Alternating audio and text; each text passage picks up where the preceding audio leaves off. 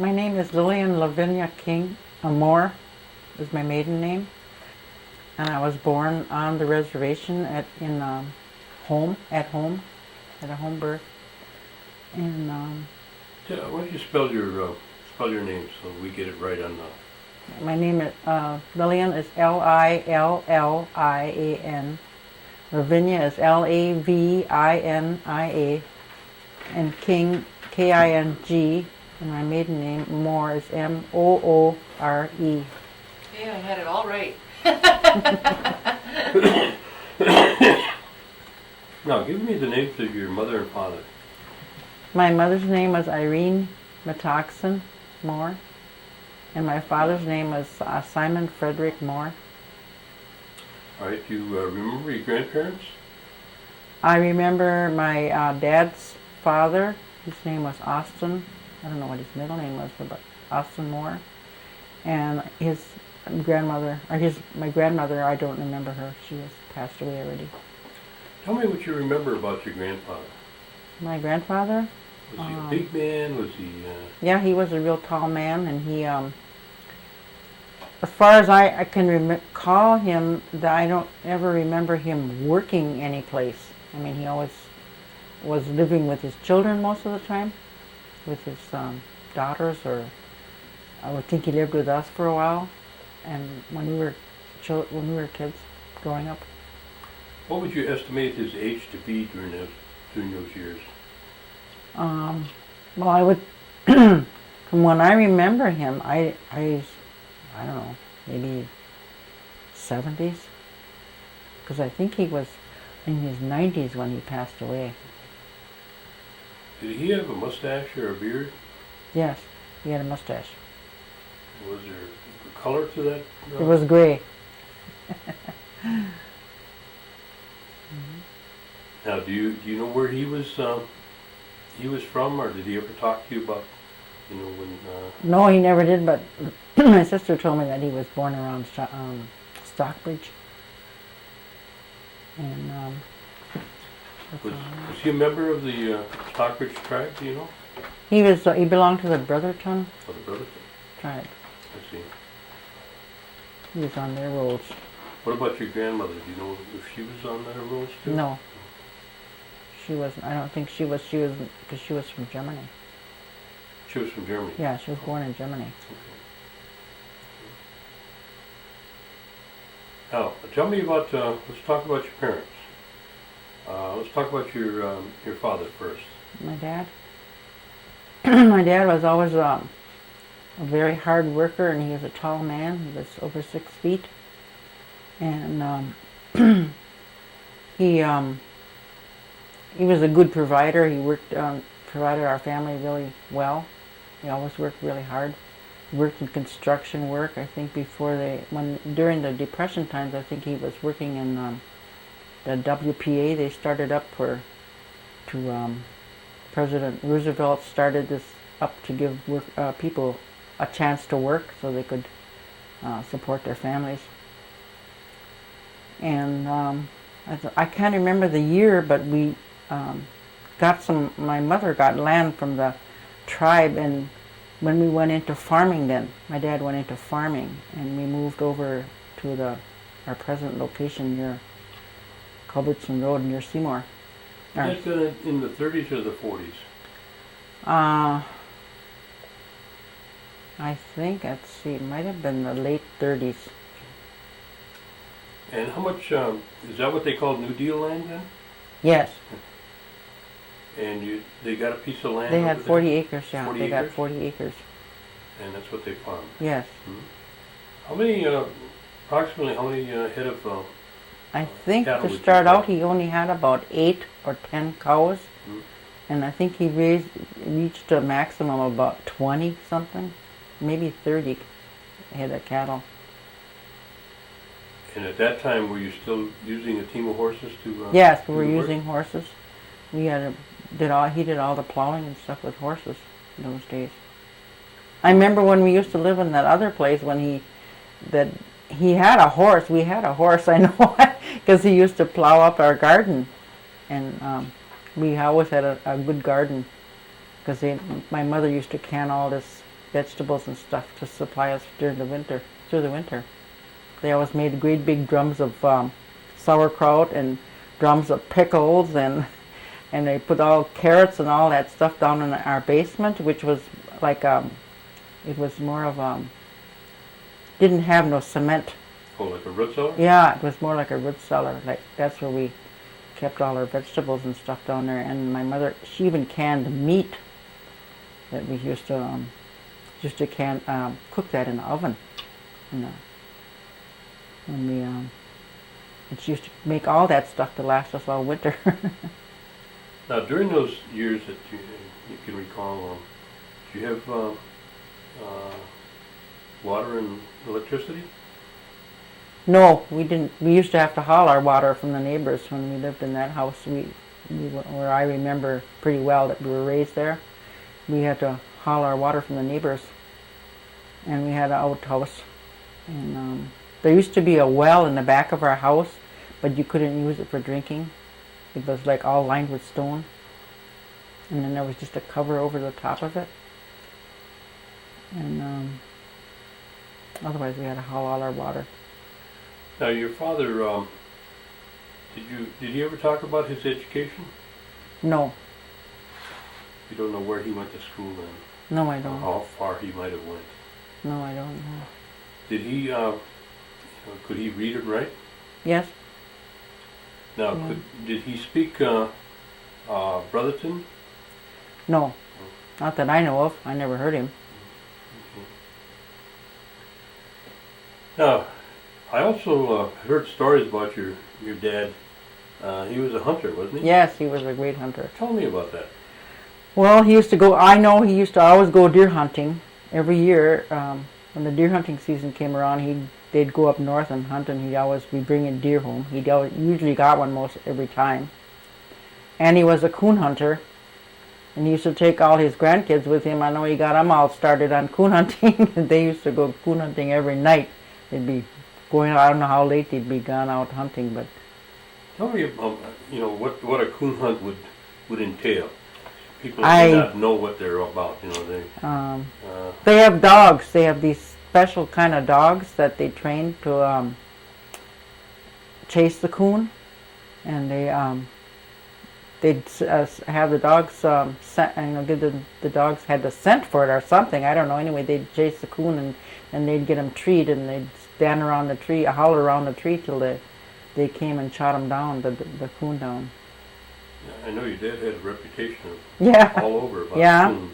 There was a lot of people from in this area that did, some guys, I don't know who they were, but that were coon hunters. And I know dogs were great, what do you call those kind that are,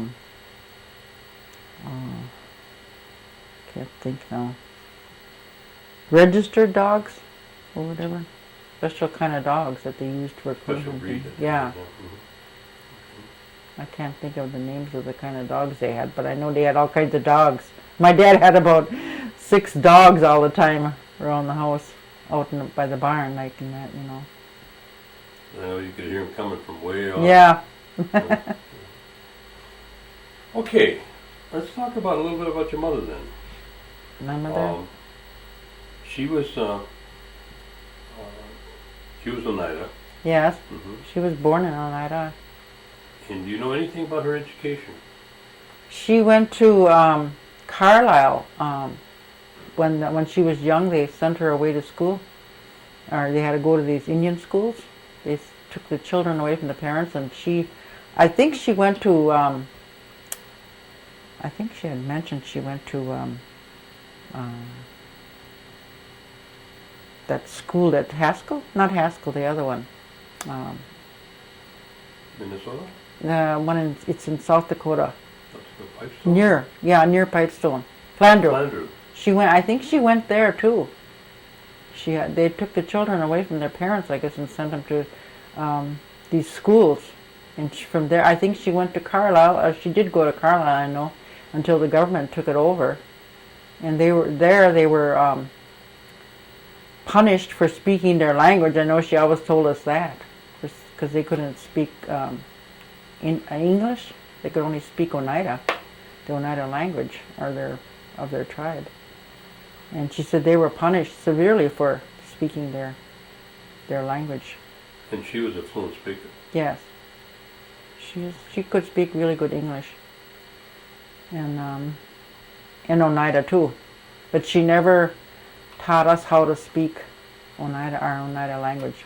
Did you have any kind of inkling as to why she may not have done that? Yeah, she told us that. She didn't want us to get punished for speaking it. That's why she didn't, because she was punished severely for speaking it, and she didn't want that to happen to us. Mm-hmm. So that's why she never taught us how to speak the language. Now, she was a homemaker. Yes. Did she work outside of the home too? Is she? Yes, she did. She worked for the tribe in this. I can't think of the name of that program. It was. She was in some kind of a program that had to do with education and stuff like that. I forgot what they called it. They had a certain name. I can't think of it. And she did work. She was a cook at the school in Seymour. She did cooked over there. And then she got involved in the Oneida politics, and she became on their business committees. And way back then, there was no pay for nothing, and they just worked for $5 a meeting or something, I think, what they got. And once she got into that, she was into that right up till the time of her death. She was hooked, huh? Yeah. She always wanted to do better things for her people. I have a tape of her that Madeline, my cousin Madeline Genskow, made of her. She interviewed my mother, and I have this tape. Each one of us had the tape. I don't know what Margaret ever did with hers, but she gave one to Lois. I know Lois has one, and I have one.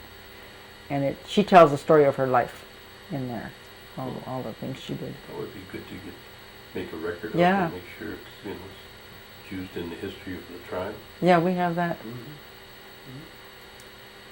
Mm-hmm. With the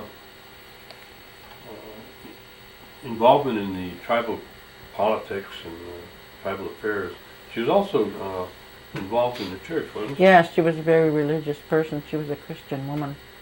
She always was, I think she was president of the Women's Society, Methodist Women.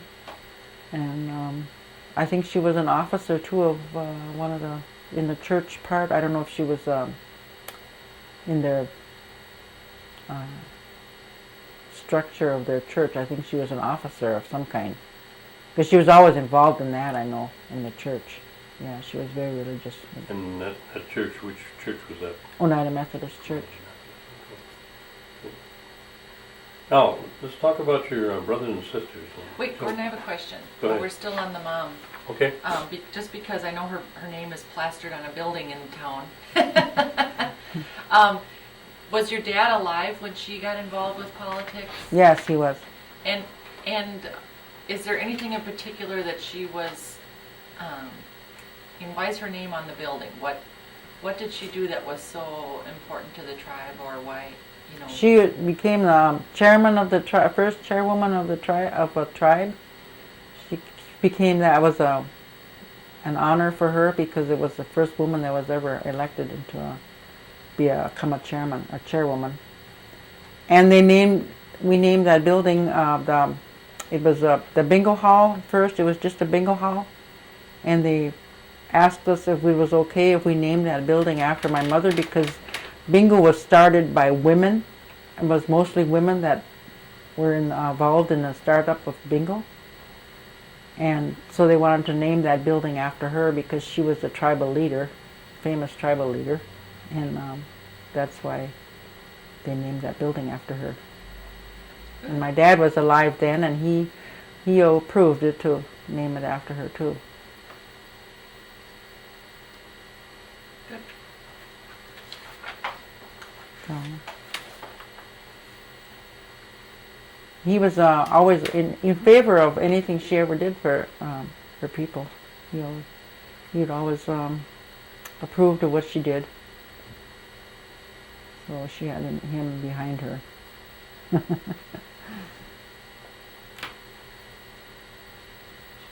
Okay.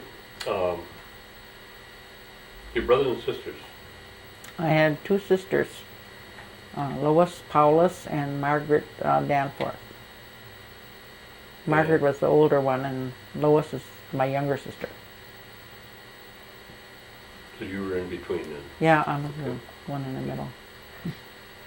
Tell me what, like a typical day would be on the farm for you, for your responsibilities. Oh, well, we'd have to get up. Before we went to school, we had to get up and do all the chores, milk cows. We were up like, I don't know how time we had to get up, about 5 o'clock in the morning, I guess. And we all had to do our, we had assigned certain cows we had to milk and feed the cows, and we had to do all the chores that we could, as much as we could in the morning. And when we came home at night from school, we had to go out and do some more chores, and then we had to do the milking again. And we had to milk by hand. Then those days we had to do all the milking by How many hand. were you assigned to? About 5. 5? Yeah. I think we each had about 5 cows. And yeah.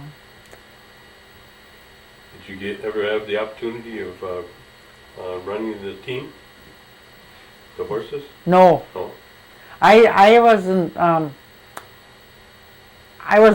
did more of the other kind of work. I usually stood up on the top of the hay wagon or whatever and raked the hay back and put it, straightened it out and stuff. My sister Lois was the one that used to do that. Oh, she drove the horses. Yeah. Oh. And my dad did too. And till we got a tractor. Then Lois is the one that learned how to drive the tractor. I never learned how to drive a tractor. Never had to drive that. It must have been pretty, quite a convenience once you got a tractor. Yeah, it was. Yeah. It was a lot more easier. Made our work easier. How was the transportation at the time? Was it pretty difficult, or did you have a vehicle? We had, around?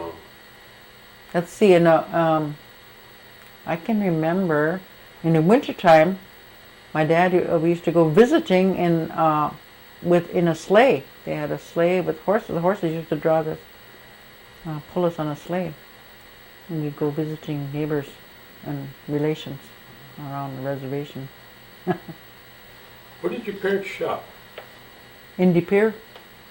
And there used to be a store on Ridge Road, I think it was Whiting's store on this Ridge Road, double E, is it? Or E? Highway E? Way down near the Methodist Church, that store used to be. I think Frank Cornelius lives in that store now. Van Geem's? Yeah. That store used to be Whiting's, and I think most of the people in this area did a lot of shopping there. But when at certain times, they'd go on down to De Pere, West De Pere, where they'd do shopping down there. They didn't go to Green Bay very much because it was quite a ways, and I think that, I don't know how they used to get there. I think we finally must have got a car. I can't remember. I can't remember of how long we used to use the sleigh. But I remember that we used to use it. I remember riding it in the wintertime. We'd go visiting. We'd have to get all bundled up and get in the sleigh, and away we'd go. Yeah, and I don't remember when we got our first car. Did you ever go down and visit any of your relations down in Stockbridge or Brotherton area? No. I can't recall ever going over there. How was the, if somebody were to get sick, how did they handle that? I mean, you're quite a ways out there. And, We had a doctor here, Dr. Hill. Because I remember when I was little that my mother used to take me in to see the doctor. And when but as we got older, I remember too that Dr. Hittner used to be one of our doctors too. He was from Seymour, Wisconsin, and he used to come to the house because I know he delivered me. No, he didn't deliver me. He delivered my sister Lois, and got hit. It was a midwife. I kind of think, well, I don't even know what her last name is, but she delivered me when we were born. But otherwise, we used to do go see this doctor, Dr. Hill. We always called her Dr. Hill. Did your parents use any kind of home remedies for, curing certain things? Well, I don't know. I can't recall. Did you have any special recipes that your mother would do that you liked in particular? Well, I know she didn't make too much of that. My grandmother used to make a lot of cornbread, and I don't know how to make it myself. I have never learned how to make cornbread or corn soup, the Indian corn soup and Indian cornbread. I never learned how to make those things, so I didn't have no recipe. They don't have no recipe. I think they had it in their heads, their recipes. Now, who are your playmates around the house or around the neighborhood? Let's see. We used to live in different places. I know. I remember we used to move to quite a few places. I don't. But when you lived over where you got the 40 acres, The 40 and acres? any neighbors there? Yeah, my mother's sister and her family lived across the road from us, and my dad's sister Genevieve, she lived right next to us over there too, and we used to play with their children. And my cousins are all my first cousins. Used to play with them all the time.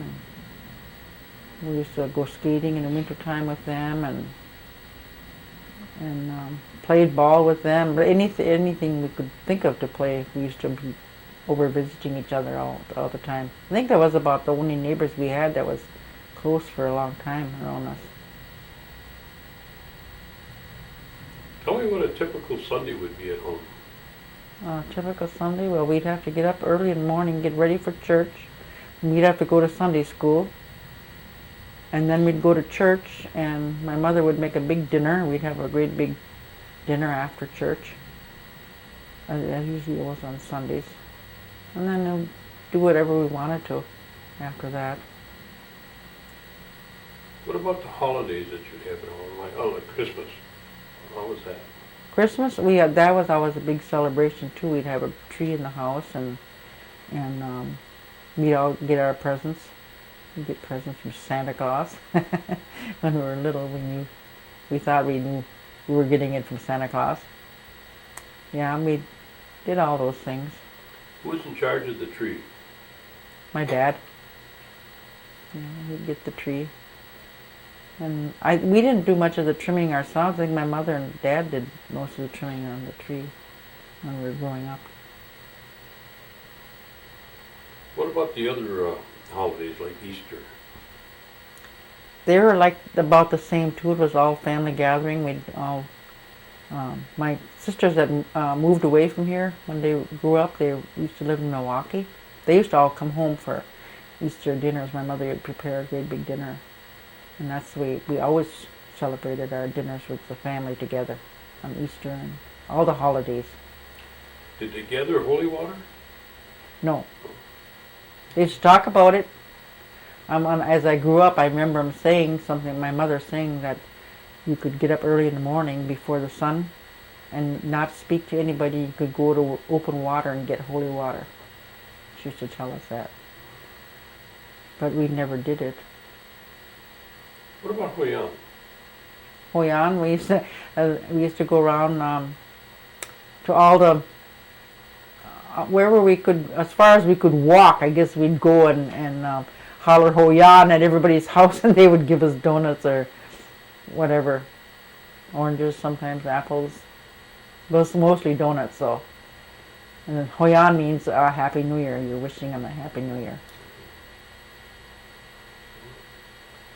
And where did you start school? I don't know where I started. Excuse me. I don't remember where I started school, but I remember going to school at, I don't know what the name of that one school was, way down in, it was on E, way toward Freedom. It wasn't Silver Summit. We went to Silver Summit, I know. That one was over on E too, by the Methodist Church. But there's another school was further down. There's one that's called Elm Hill, I don't know if that's the one. I think Like that's the one. Yeah. We went to school there. I remember going to school there. I don't remember too much about going to school there, but I remember going there. And I remember going to Silver Summit too. We used to have to walk to school too. We didn't have no buses or no transportation. What kind of, how big was the school? It was just like a one room classroom. All the students were in one classroom from first grade right on up, or kindergarten right on up. We were all in just a one room classroom. There may be about, I don't know how many kids would be there, maybe 50 or something like that. Do you remember your instructors? I remember, I remember some of them, but I can't think of their names right now. I remember some of my instructors, yeah. Where did you go after you left the grade school? Grade school, I went to school in De Pere. West De Pere, went to Nicolay High School. And we went there for 2 years, and we were all transported by bus down there from the Bureau of Indian Affairs had this, transported us, tribal members, to different schools. We all went to Nicolay for 2 years, and then the Bureau decided to send us to East Green Bay because the education was better there, they said. That's what they told us. Anyway, so they said they transported us over there, and I went through my 4 years of school, 2 there and 2 in Green Bay, and 2 down in De Pere, 2 years. I graduated from East Green Bay in 1945. Right at the end of the war then, or Yeah. during the war. Let me see, we finished up in Green Bay School, right? Yeah. Okay. Well, let me go back a little bit to when you were still living at home, and did you ever, you talked about your parents having what was called New Deal land. Yeah. Do you know any information about that, or how it came about, or the background of it? No, I don't. Did they ever talk about the New York claim? Yes. Tell me the stories that you heard. My mother always told us that as far as she knew when she was little, when she could understand, that they always her parents talked to her about this New York land claim. So it was all her life. She said she went through that, and she told us, and it was all through our lives. We all heard about the New York land claim too, but it was never ever settled all those years. That's been a lot of years. Now, have you ever heard the term 52 cents? Yes, I was. Tell me about that. We got that. What did we used to call that now? I forget what we used to call that. Each got 52 cents for because Oneidas helped George Washington during the war, helped him win the war, whatever war that was, and that was the government gave that to us. I think it was $1,600 or something like that, or so much money they gave us every year for. It was like a treaty they signed with us, or gave us this monies to for our tribe, and that's what we got. Our share out of it was about 52 cents piece. Do you still get that? No. Do you know what happened to it? Yeah, they. I don't know if they still get it. I don't really know if they still get that monies, But I know that the monies was put in trust somewhere, and it would seem like they're on the interest off from it. We didn't get any for a long time, and then when they used the interest off from this monies they had put in some bank somewhere to earn interest. And when they got enough interest off from that, I think they pay the elders that $500. Is that what we get out of that? Is that true? That's what I'm trying to find out. I don't know. I think that's what happened to it. It all went into this fund, and I think that $500 we first got came out of that money for the elders. You had to be 65, I think, to get that money. Now, as you were growing up, did you hear your parents, or were they involved in any kind of social groups or like they've got what they call a dodo club now? Do you remember any kind of groups like that back when you were young? No, I don't remember. That they would gather and go to or anything like that? Okay. Did you ever hear them talking about doing any kind of curing of, using Indian medicines or anything like that for doing any kind of curing for somebody that might have been, sick or had an affliction or something? No. No. What about powwows? Did they have powwows when you were young? Not when I was young. We didn't have powwows. I don't know when they started those, but all of a sudden we started having powwows. Now, I've heard them talk about the 4th of July. They used to have doings going on over, like at the CC camp? Yeah, they had some kind of celebrations over there at the CC camp. They set up crafts and different stands all over, and it was like an all-day affair over there at the old CC camp. That was over. You used to attend? Yeah. Yeah, we used to go to those. They used to sell beer there then those days, and that used to get kind of out of hand. But then now they don't. Now the new things they don't have beer at the powwows. I think it turned into a powwows from that, and they don't allow any alcohol on there. So there now.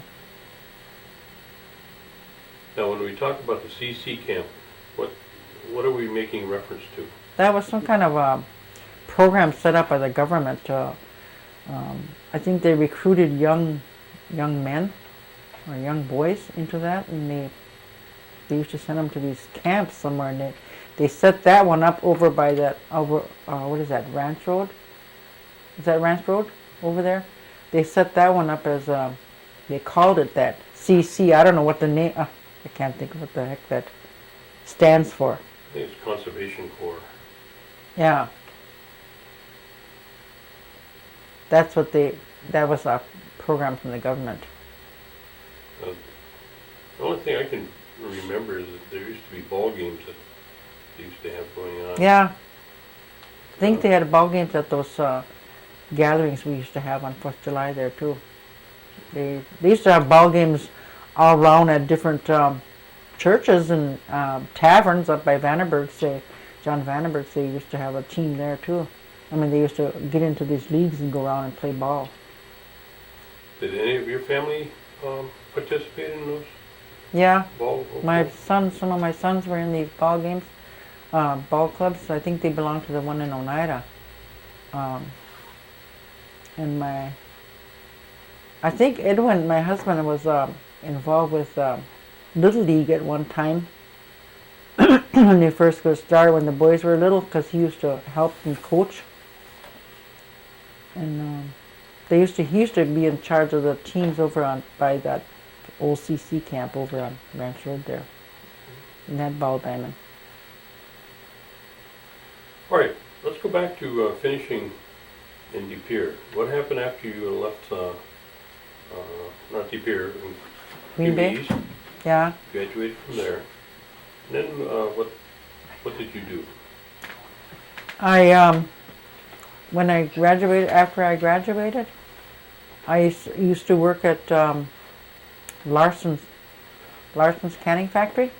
I got a job over there, and I was working over there. I was going to go on to school to become a nurse, and one college that I wanted to go to, I didn't get accepted there, so I just didn't. I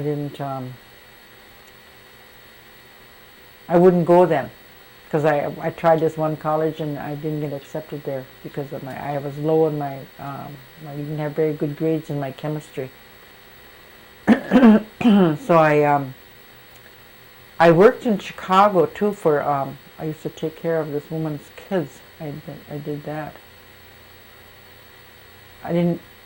I used to just do seasonal work at Larson's, and then I also went to travel to Chicago and took care of this woman's. I think she worked for the Bureau of Indian Affairs in Chicago, and I was taking care of her children while she was working, and I stayed right up there until I got married, and I got married in 1946. I met Edwin. Did you get married in Chicago? No, I met Edwin here in Oneida. Edwin King, my husband. I met him here in Oneida, and we were married in June of 1946. So I wasn't even out of high school a year, and I was married already. And where did you reside once you got married? We lived with his dad. We lived with my husband's dad first, and he had lived over in Oneida, right in the town of Oneida up there, in the city of Oneida. His dad lived right there, and we lived with him for a while until we got our own place. And what was his dad's name? Albert King. That was his father's name. And we got rented a place from some tribal members that had land over there. They had some of that New Deal land over there, and because they moved to Milwaukee. A lot of people moved to Milwaukee in those days because there wasn't jobs enough for them around here. They moved down to Milwaukee where the jobs were more plentiful. And but my husband Edwin, he worked for the Chicago Northwestern Railroad, so he worked at that job for all of his life till he retired. Stayed there in Green Bay. And so we always lived in this area. We never left this area because he had a pretty good job working with the railroad. And I used to do different odd jobs myself until I got into more business forms. I got a job with them in Green Bay, and from then I stayed there till I retired to myself. Now, during the course of that time, how many children did you have? I had 7 children. Tell us the names of your children. My oldest son is Ronald King, and then my daughter Marilyn King. She was second born, and then I had another daughter, Pamela. She's a Webster. She's married to a Webster, and then Eddie King Jr. Then who was next? Bruce King, and then Michael. Actually, his name is Arthur Michael. Everybody calls him Mike though. King, and then the baby Albert King. Baby Albert King. Yeah.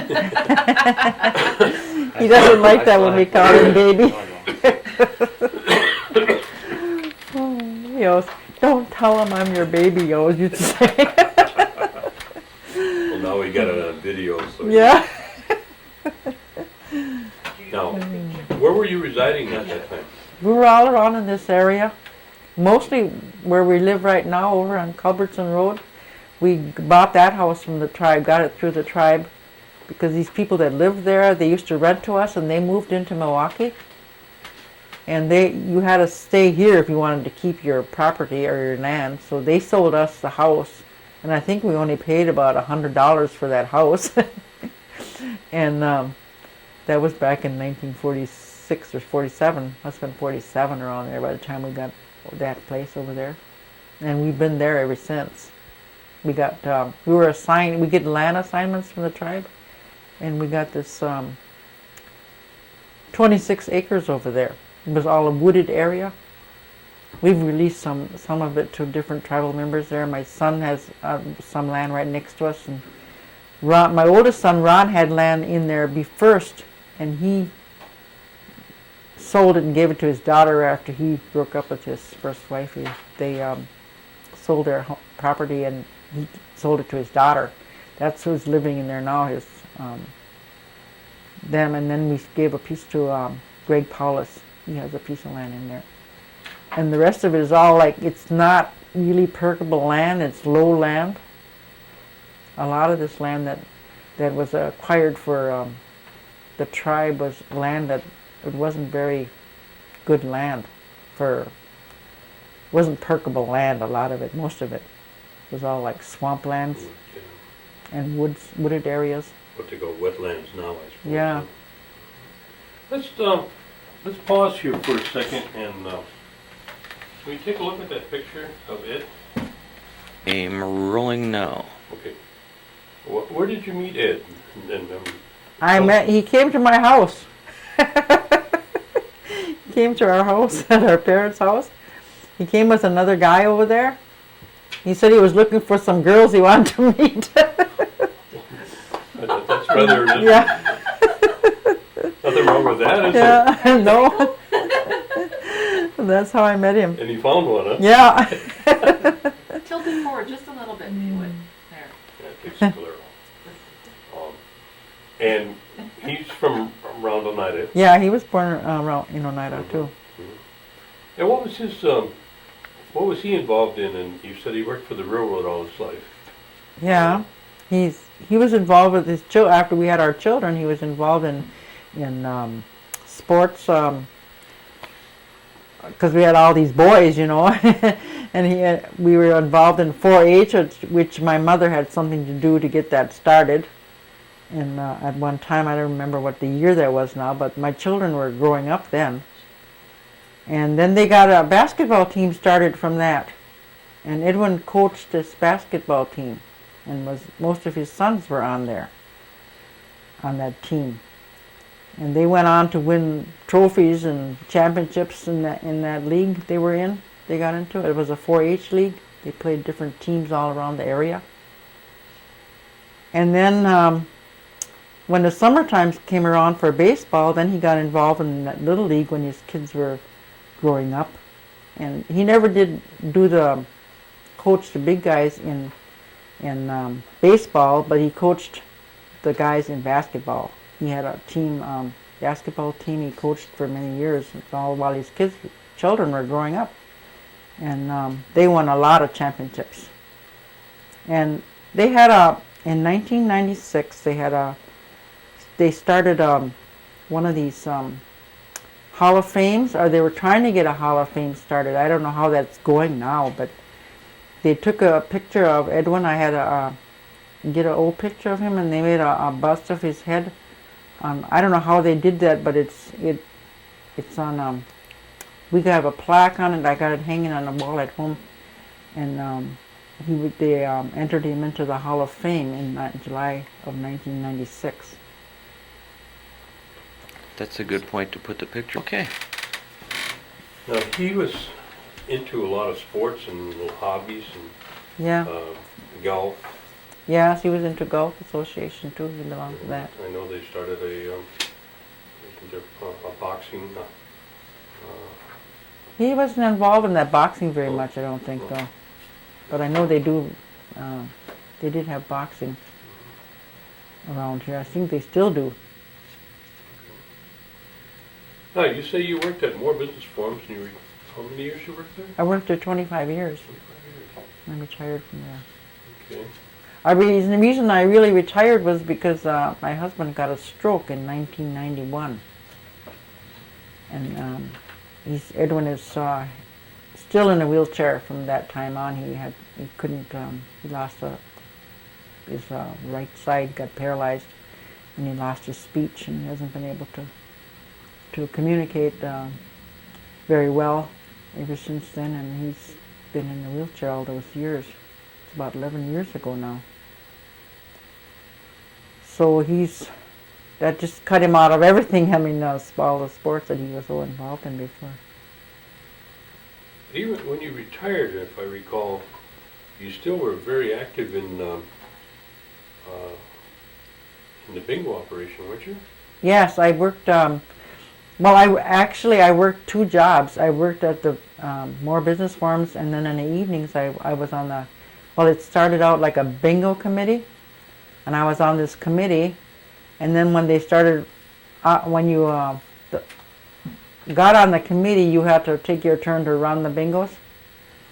So that's how I got involved to run a bingo. And when I was a supervisor over at the new bingo hall, and I worked over there for 13 years. I was involved in that, and it was in 19.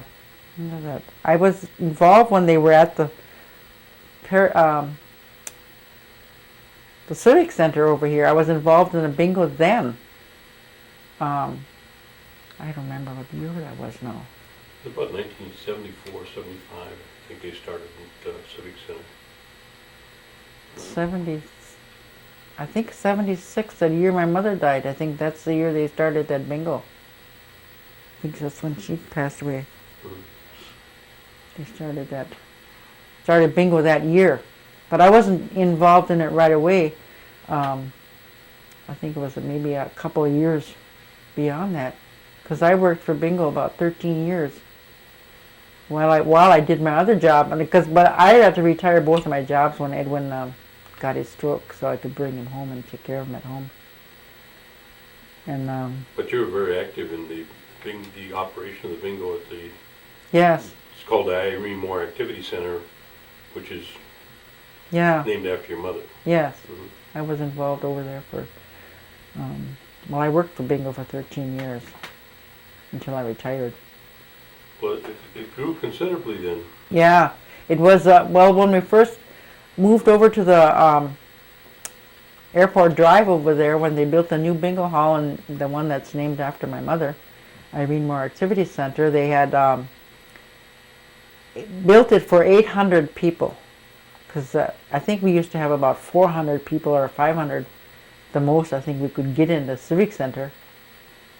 And so we thought 800 would be take care of all the people. And here, after we got it built, the next year they were making it bigger. It wasn't big enough. So I think they made it enough for about another 800 people. They made it big enough for about another 800 people. About how many people were working, let's say when it was at the Civic Center here? How many? Yeah, about how many employees would you guess on a session? Well, we probably have about 10 or so. And when you left over there at the new bingo hall, what was the employment then? I think it was over 30. Just the people that worked the bingo hall. That isn't counting all the supervisors that we had.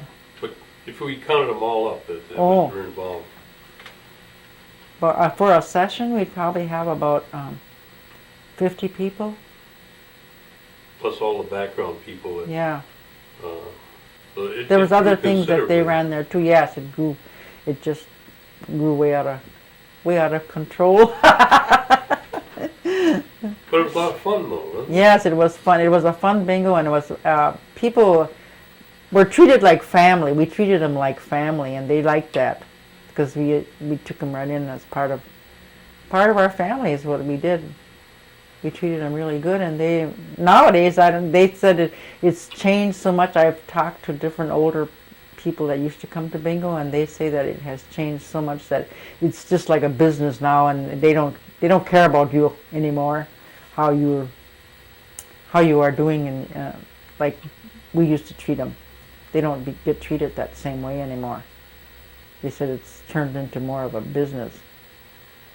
Well, I know at one time Oneida had probably the reputation of being the #1 bingo in the Indian country Yeah. because of how they treated the people. Hmm. Yeah, they said those days are gone forever, they said. I said, yeah, they are.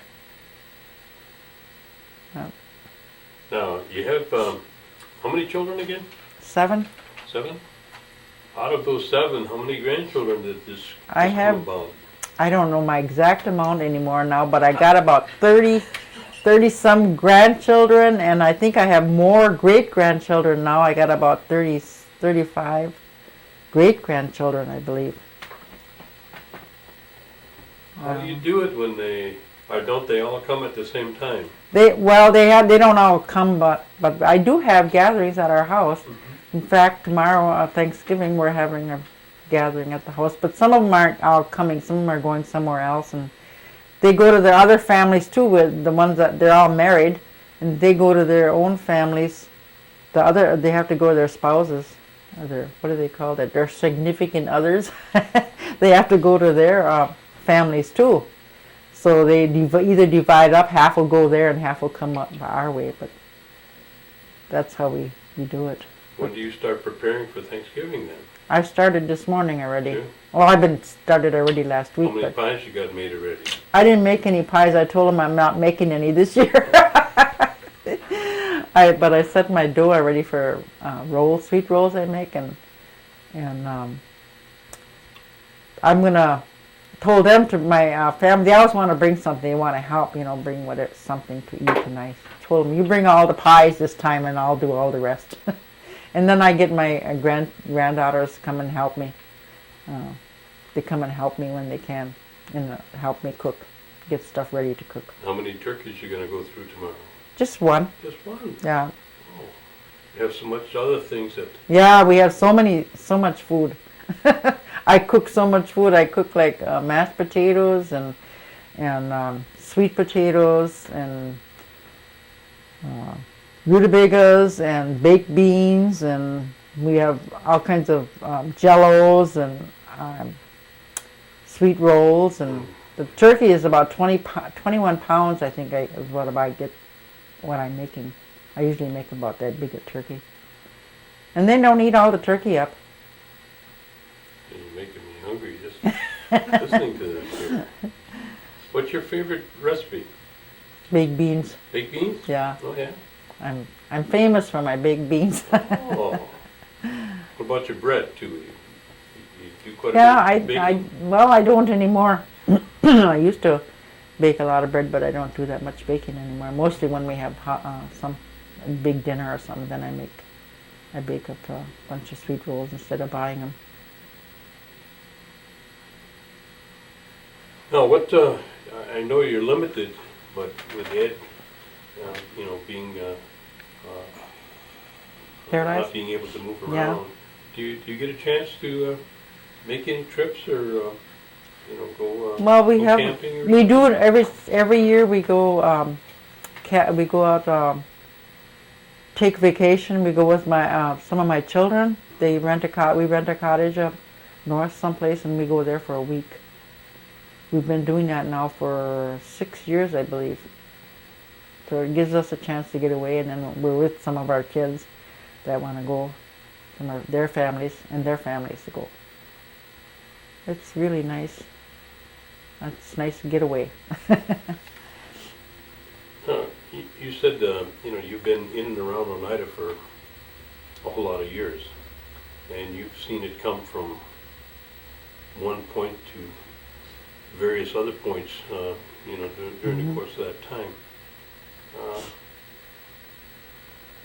Give me some idea of what you think the impact has been on the progress of the tribe, be it good or bad or negative or positive. But you've seen it coming from when it was really small to what it is today. Yeah. Just give me an overview of what you've observed and what your thoughts are about that. The tribe they have really progressed since I was living and knew about the tribe, that they have progressed a great deal because we have so many things now that we never had before.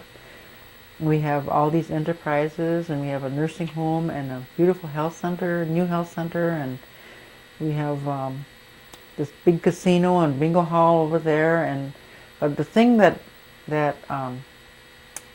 upsets me about the tribe is that they can't work together. They can't come together like they've lost a lot of values that we used to have. We used to have a lot of values, but they seem to have just lost them, and they don't communicate good enough together. I don't think they communicate well enough. They always say they are going to do it. That's one of the big things that comes up all the time about communication. But they still don't communicate. They send everything like email. We don't get email. I mean, there's a lot of tribal members that do not get email, and they think they're telling everybody, but they're not, because we don't find out the stuff until way afterwards. There's a lot of us that don't know what's going on. So I don't really call that communication. And otherwise, if they could learn to work together and love one another, I think we'd have a lot better communications and understanding with our people. But I think that we lost a lot somewhere in our values. We're at about 30 minutes. If we're going to squeeze another question, I should switch here. Well, I was just going to ask one other question. Okay. What kind of recommendation would you give our kids? Give our kids learn to communicate with one another and love one another. That's one of the biggest things we need.